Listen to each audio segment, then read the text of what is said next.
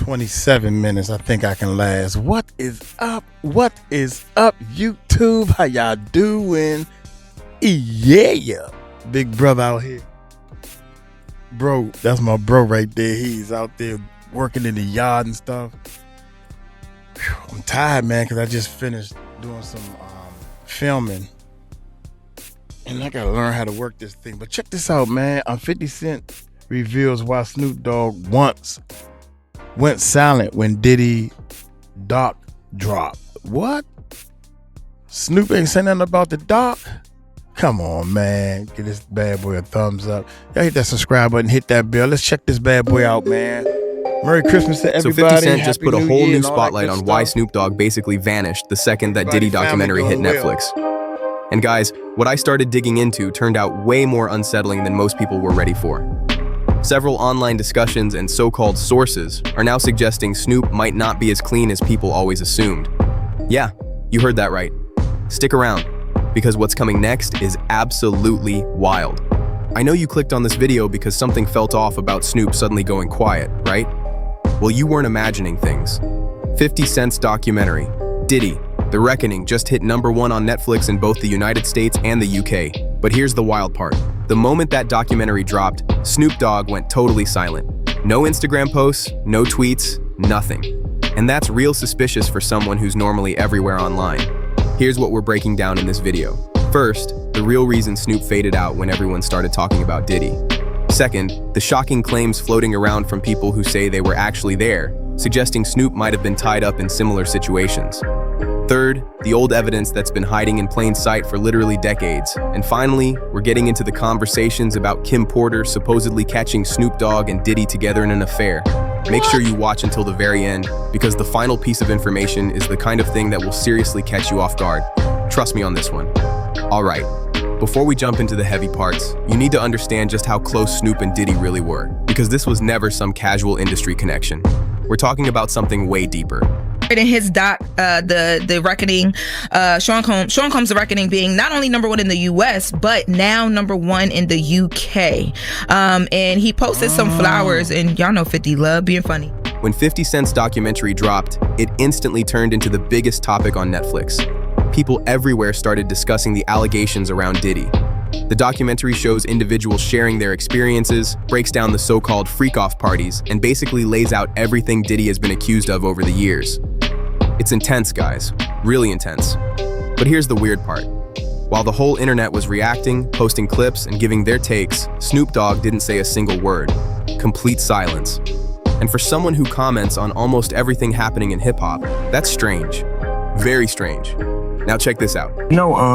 Puffy's sons and my sons have been best friends since they were 6, 7 years old. I didn't make it happen and Puffy didn't make it happen. One night I was at my house and Puffy's son was over about like 9 o'clock. And I'm like, cuz, what time you going home? And he like, I'm spending the night. I'm like, did you tell your dad? He like, nah, my mom dropped me off. So Kim, rest in peace, was connecting my kids with Puff kids, and they formed a friendship and a bond. When Justin went to UCLA, my son went to UCLA. When Christian was rapping, my son was rapping. When he was modeling, they was flying over the world together. So they forged a friendship and a brotherhood that me and Puff always had. Their sons have been best friends since they were 6 years old. Snoop talked before about how their families were super close, how Kim Porter, Diddy's ex who passed away, would bring the kids together for play dates and keep both households connected. How when Justin went to UCLA, Snoop's son went to UCLA. When Christian started rapping, Snoop's son started rapping. These families were literally tied together at every single level. So here's my question for you. When someone you're that close to ends up in the middle of serious accusations and your first move is to vanish from the public completely, what does that really tell you? I mean, wouldn't somebody with nothing to hide at least say something, anything? And guys, I'm not accusing anyone. I'm just pointing out patterns that don't line up. You feel me?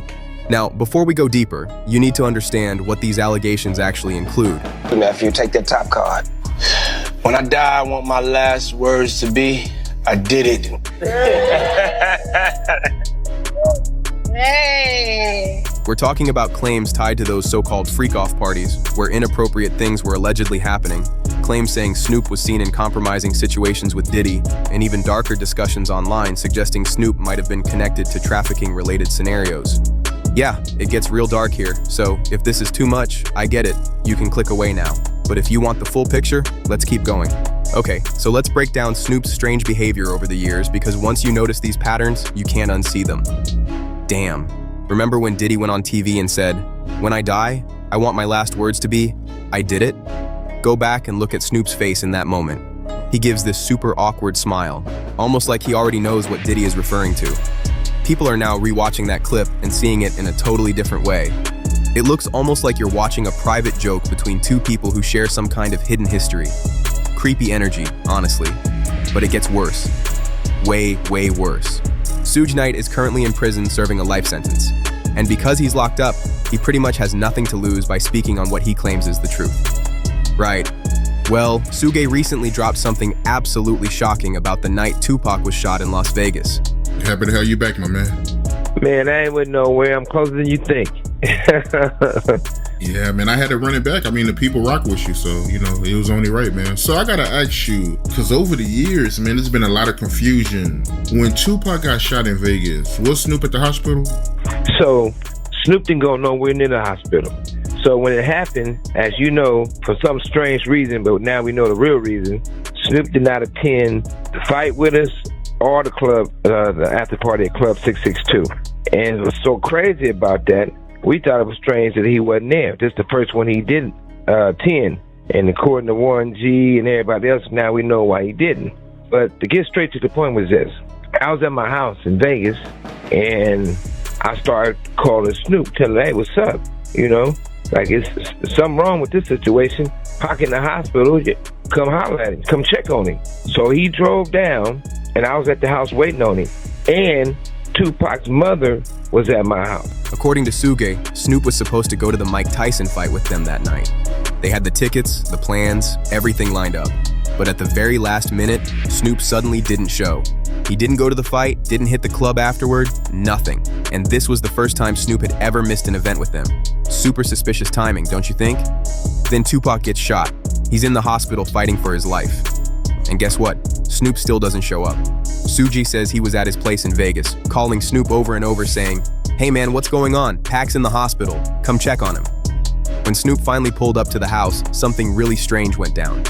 Tupac's mother was there waiting.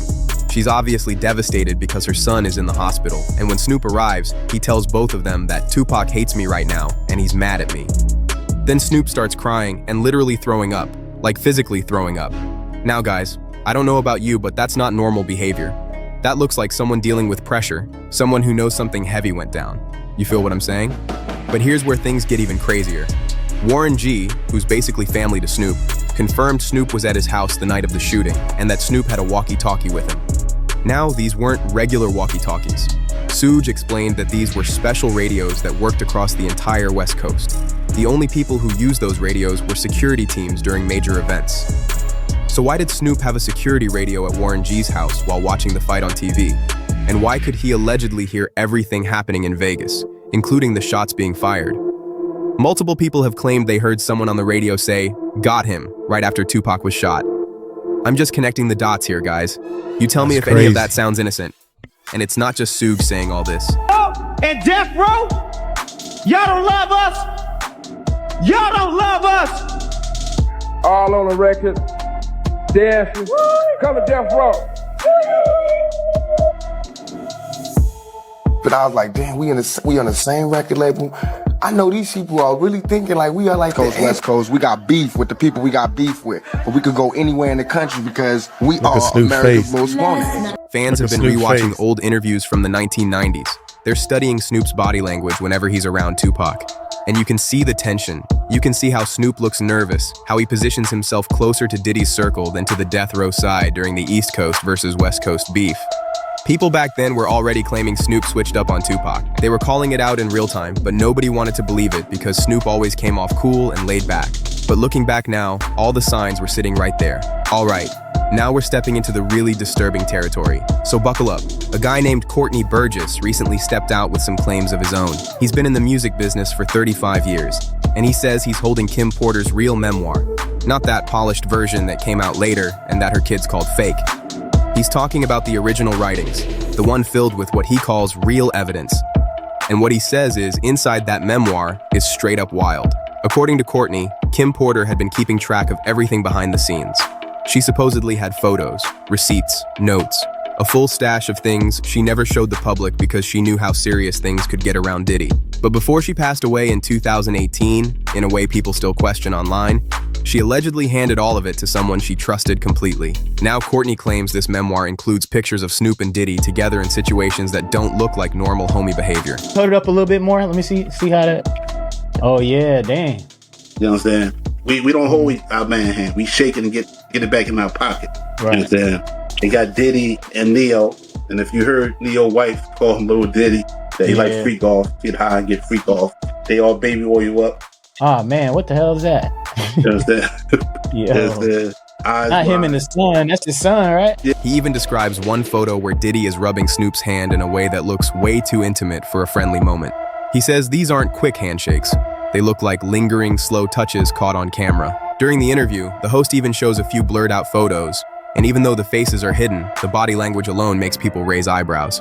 Courtney flat out says, "Men don't hold hands like that.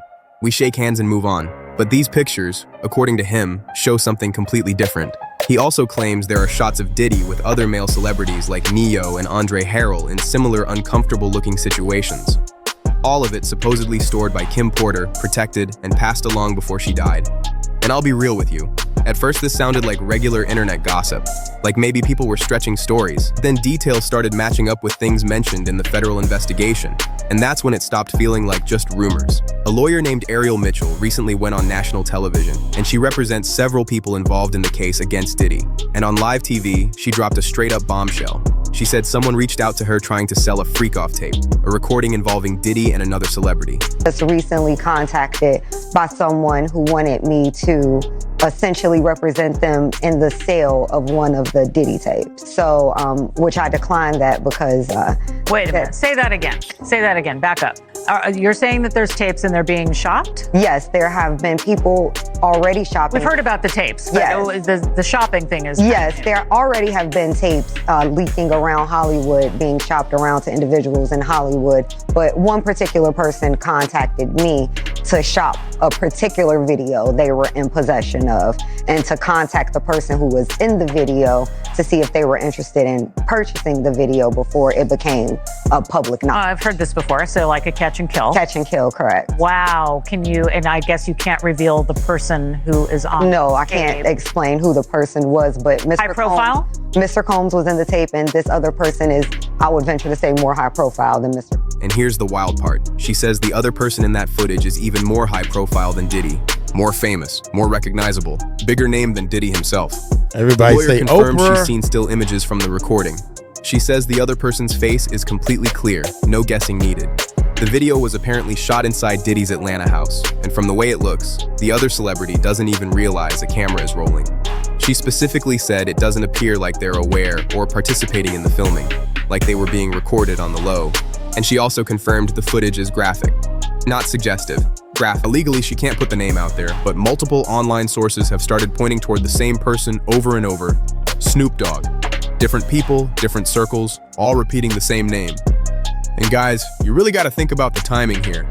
Kim Porter passes away suddenly in 2018 from pneumonia, a 47-year-old healthy woman gone just like that. And she reportedly had evidence linking both Diddy and Snoop. That's extremely suspicious. Like, really suspicious when you look at everything together. Now let's get into what people who were actually present back then are saying, because this part isn't coming from random internet chatter. These are first-hand witnesses. Gene Deal, who spent years working as Diddy's personal bodyguard, has been speaking out too. Demon, bro. Dude is a demon. That dude was possessed with some kind of demon, man. Wow. He's possessed with some kind of demon. One of being this, all this red, this dark rooms with the music blasting. It had to be a certain temperature, a certain type of music for the vibration they were saying. Come on, bro. And I don't care what nobody say, man.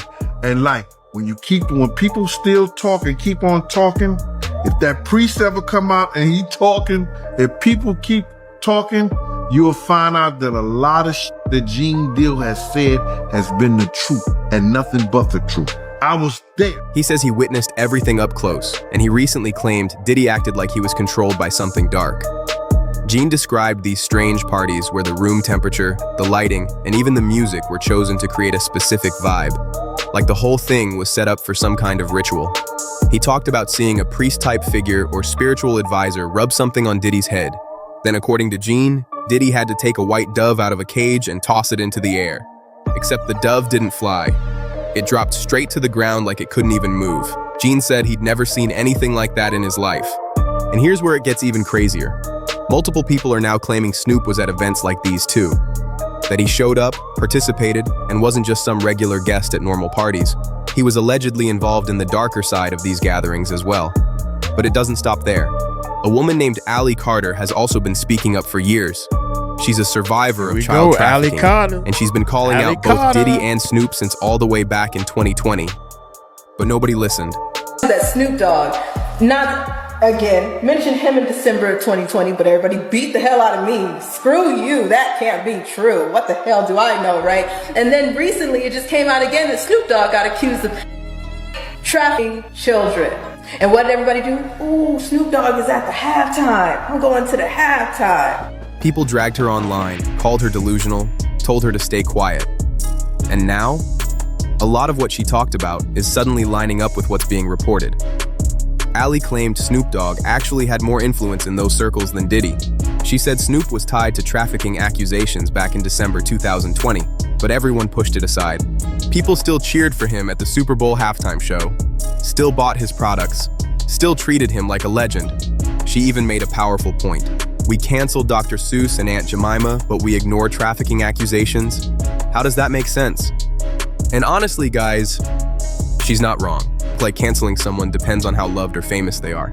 It doesn't make any sense. Snoop Dogg and Diddy were best friends with Tupac. Diddy is like a Black Clinton. Anybody know that? Everybody say don't mess with Diddy. Diddy is like a Black Clinton, because you know there's a black. So they say that nobody messes with Diddy. There's a reason for that. You can ask Kanye. He'll tell you.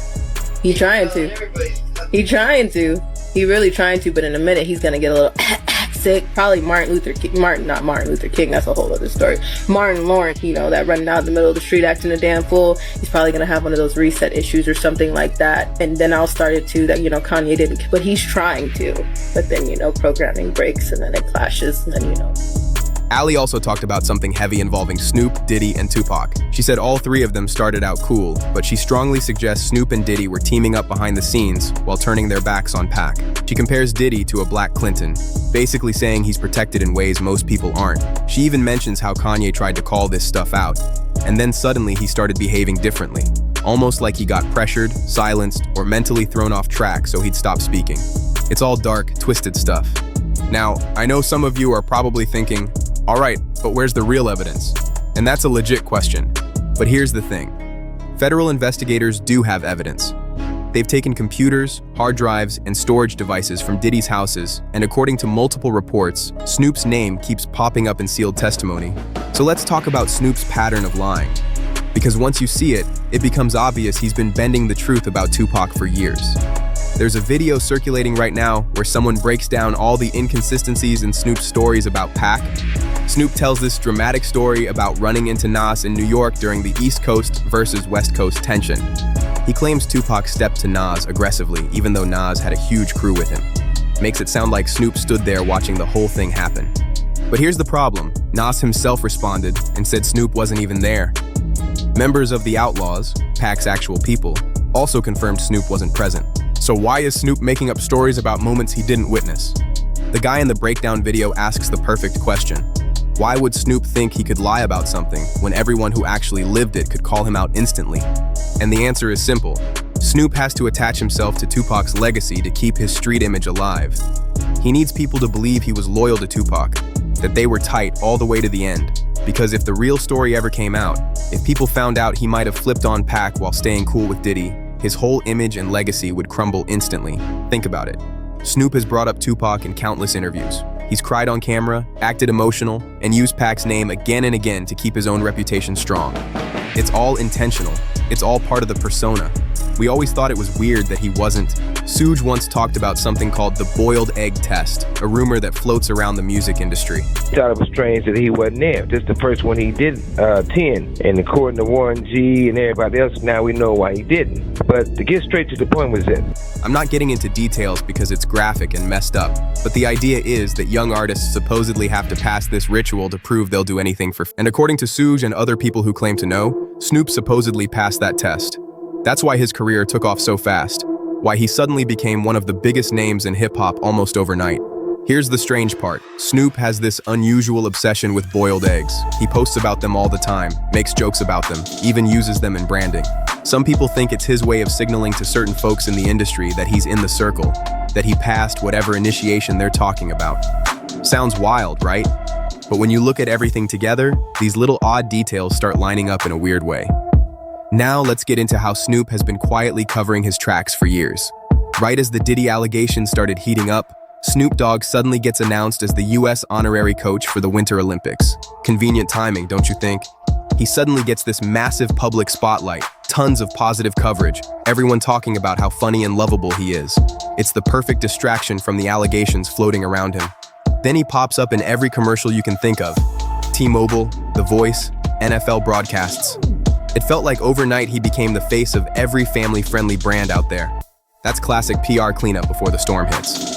Gene Deal, another one of Diddy's former bodyguards, recently did an interview explaining why he wasn't part of 50 Cent's documentary. And I mean, I had to bring you back. This documentary got everyone talking, man. A lot of people want to know why you wasn't in it, man. Well, first and foremost, you know, I thought I was going to be in the documentary at first until I started talking to that director. I think her name is Stapleton. I don't know her name.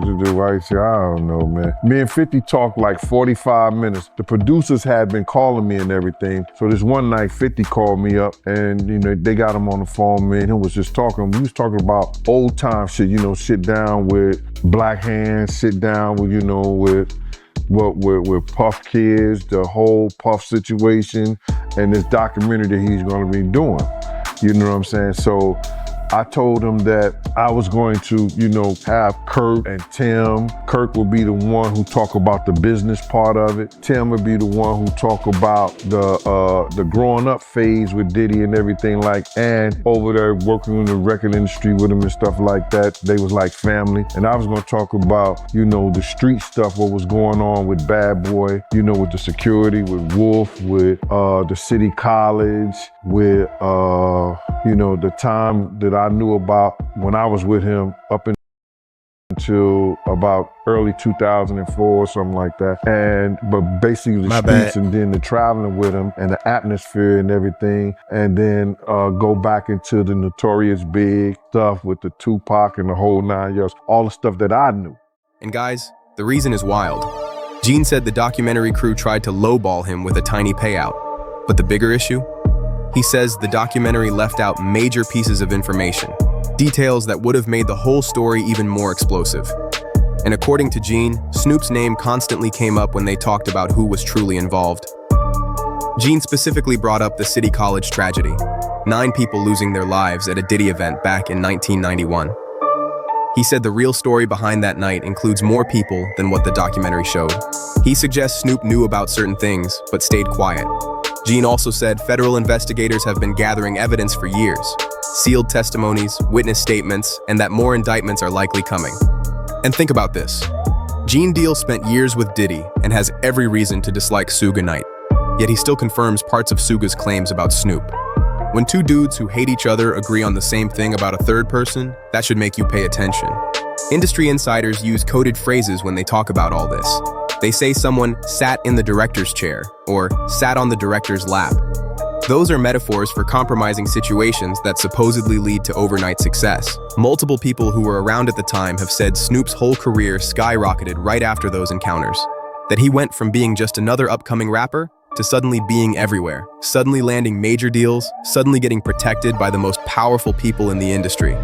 And let's be real, you don't get that kind of protection for no reason.